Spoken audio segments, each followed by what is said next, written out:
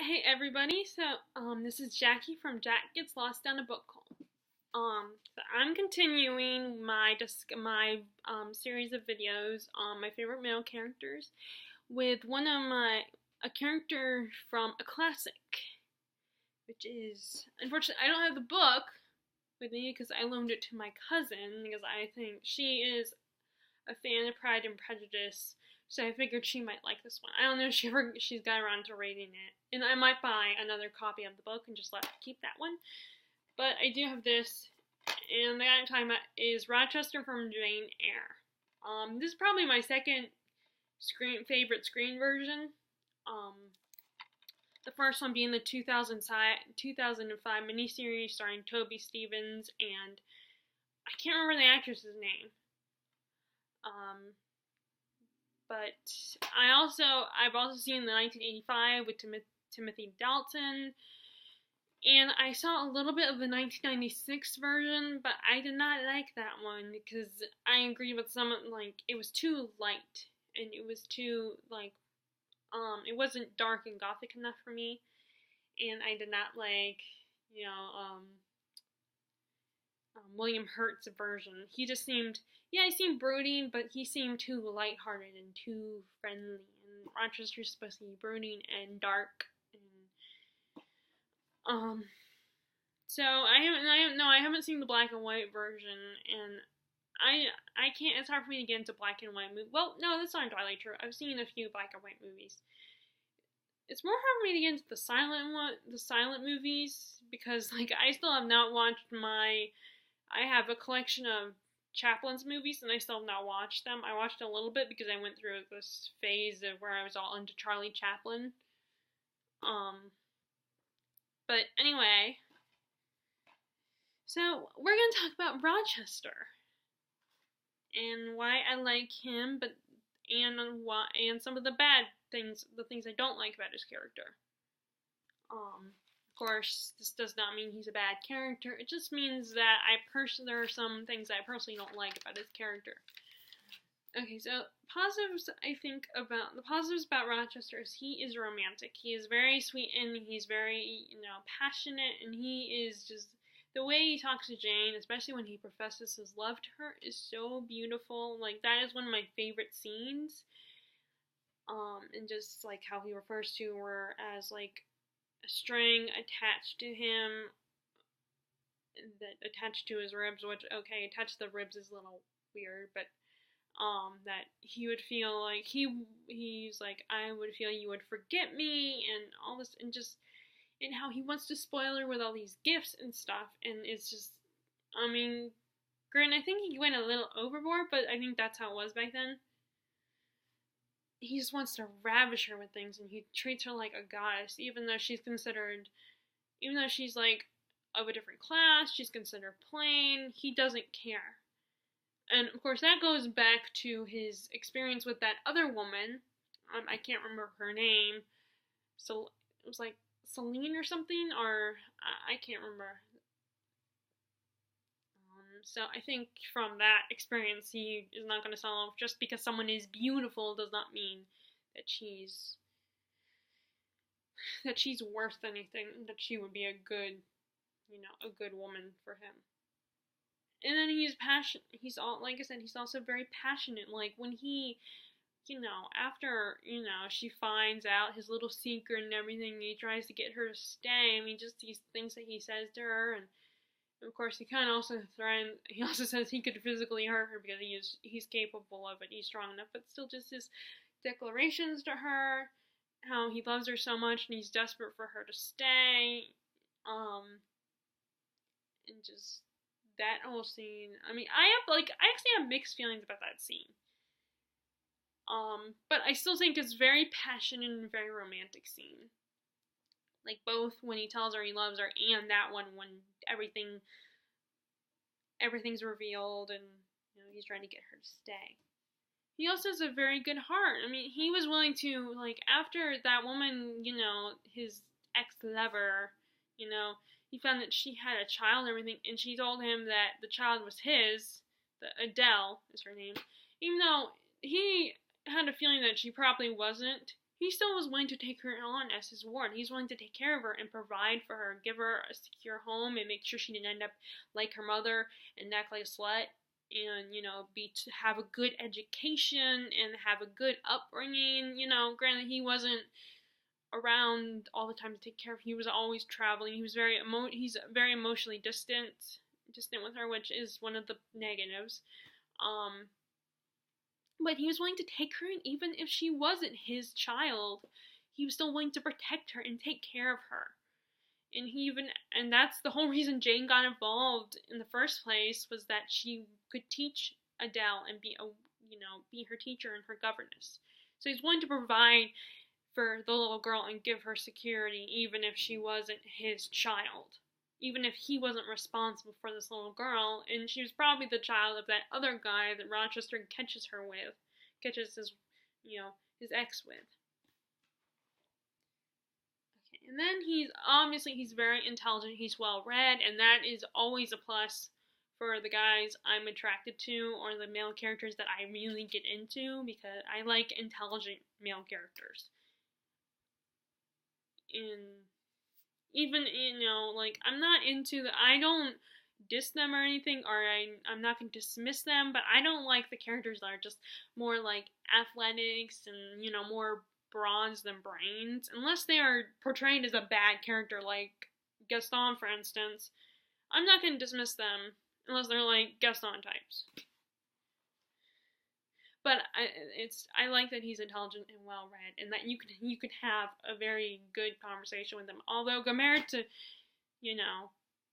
I would feel very self-conscious talking to him. I feel like. And I mentioned this earlier, that he is looking for more than just a pretty face. He wants someone he has a connection with. He wants someone he can talk to that is his equal, which is definitely a plus, because back then, men just wanted wives. They just wanted a pretty face that, that they could have sex with, and they could make babies with, and then take care of their house. And Jane wasn't considered pretty. She was considered plain, but she was intelligent. And she had a good heart too, so they could talk, they could have a conversation with each other. So, again, some of my favorite scenes are scenes when they're sitting by the fire talking to each other. When they're, having a very intelligent conversation, and they're being witty back and forth. It's like a ping pong match with them, I feel like. Just this back and forth. And that's what he likes, that's what he's drawn to. One of the things he's also drawn to Jane's compassion, and how which, of course, we're not talking about Jane here. We're talking about Rochester, and I will probably end up talking about Jane at some point. Maybe the next person, the next female character I talk about. He likes that she's not a selfish brat. He likes that she's not a bitch, that she has a good heart, and she cares about people and respects people, and she's a strong-willed person, that he has a real connection with her, that she's not just some pretty little face. Which is that, like I said, that's a plus, because, again, back in that time, men were just looking for pretty women that had a lot of money. They didn't care that if they were dumb, or if they were mean people, if they were, mean and cruel. They just wanted a pretty face. And that's what Blanche represented. Blanche was the bitchy, pretty, mean woman. She even talked about Jane while she was in front of her, while she was sitting there listening to their conversation. She actually, she talked about how she didn't like governesses, and how,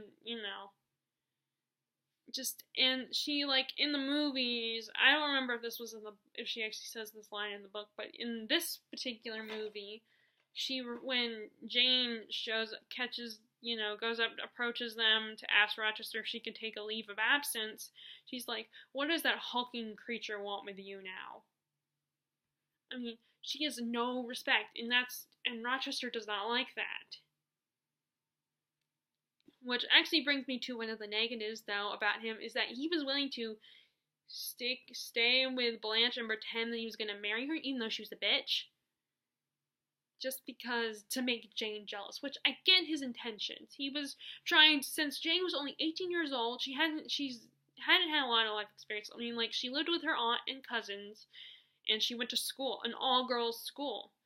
So she didn't have a lot of experience with men or boys, and so he was trying to make her jealous, but that to me was manipulative and very unfair of him to do that to her. I mean, he was trying, I get that he wanted her to fall in love with him, and be desperately in love and feel as crazy about him as he was beginning to feel about her. But it was just, I feel like it was unfair the way he went about it, trying to get her jealous by making her think that he was gonna marry Blanche. Which he was not going to do that. He did not like Blanche. He couldn't stand her. But he pretended that he was going to marry her. And it was kind of mean to Blanche, too. You know, I don't like her and she is a bitch, but it was also kind of mean to her, you know, stringing her along and making her think that he was going to marry her. Because it was hard for women back then. And they had to find rich husbands if they weren't rich themselves. I don't like that.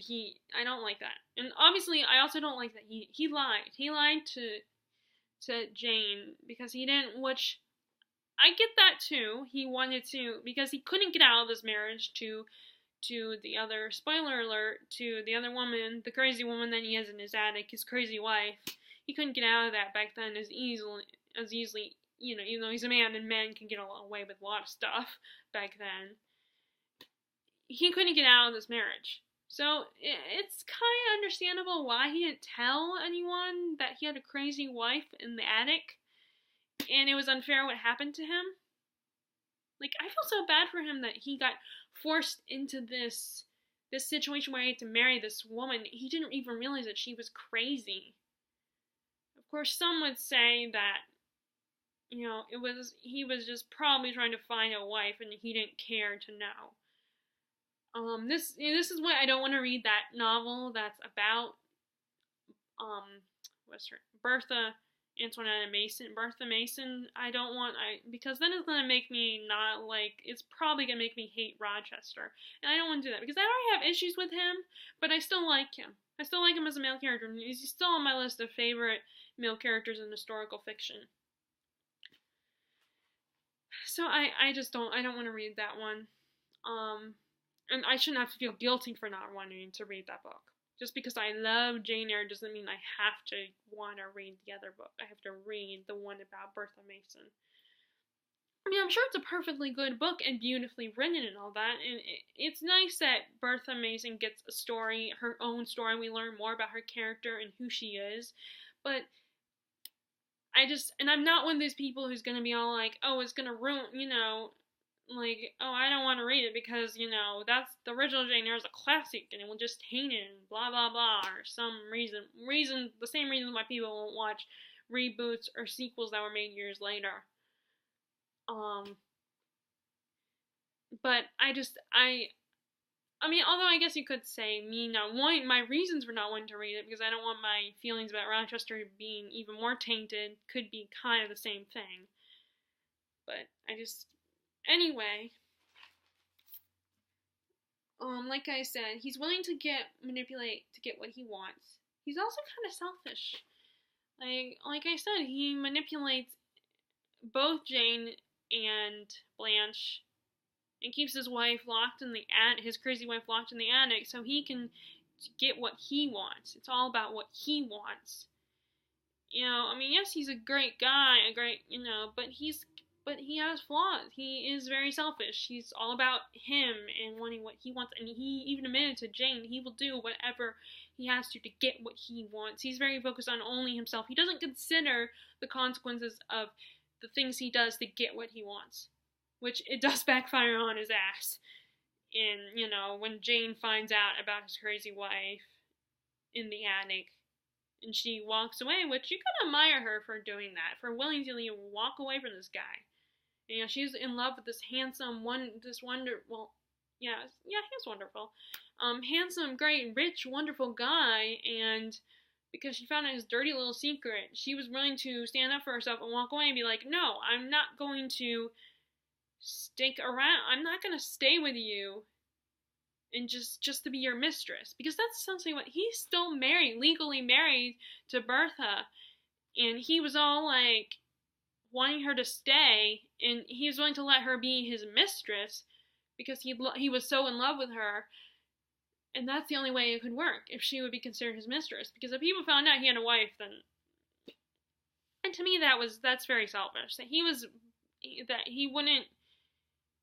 gonna be like, so yes, he's a good heart and he's very compassionate, but he's also selfish. He's also like, he was all like, you can be my mistress because I love you and everything, and it's like, no, that's not right. That's not fair to Jane. That's not fair to force her into this role, and that's the role. And even if no one ever found out about Bertha, she would know, and she's a very principled young woman. And I could see it really bothering her that she couldn't live with herself knowing that she was just his mistress. She could never be legal. She could never be his wife because he's already married.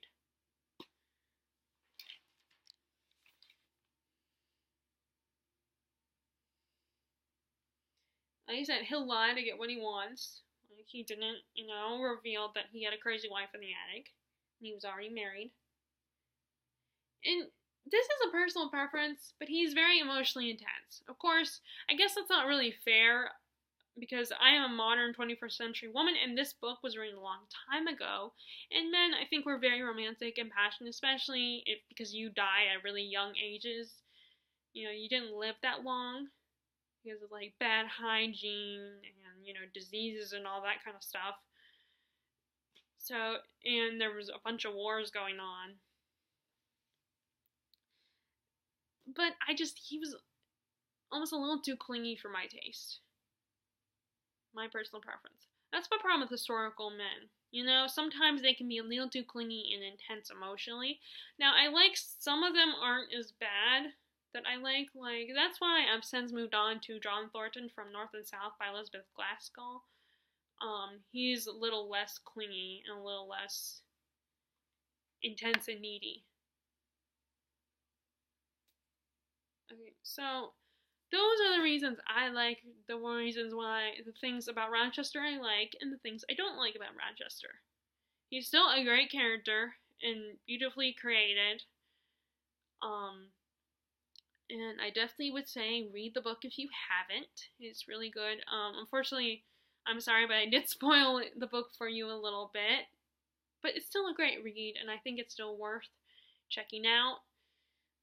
And I just think this movie is worth checking out. Now, and of course, this is a movie adaptation, so it's not going to be as good as the book, and it's not going to have everything that the book has, but I think it's a pretty good version of it. And, and it doesn't usually bother me because I know what to expect. I know it's never going to be as good as the book, and it's going to be like, it's going to cut out some stuff. It's not going to have everything that's in the book.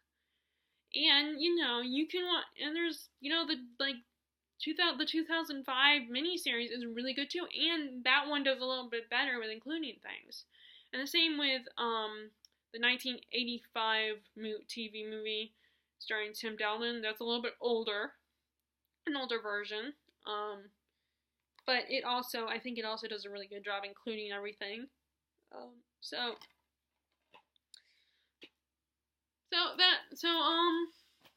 Next one I'm going to talk about is the next character I will bring up is Jay Gatsby from The Great Gatsby for my next video.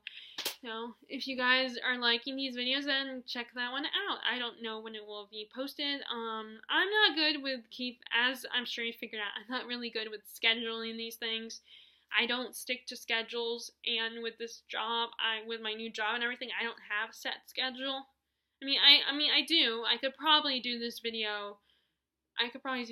next video either Friday or Saturday.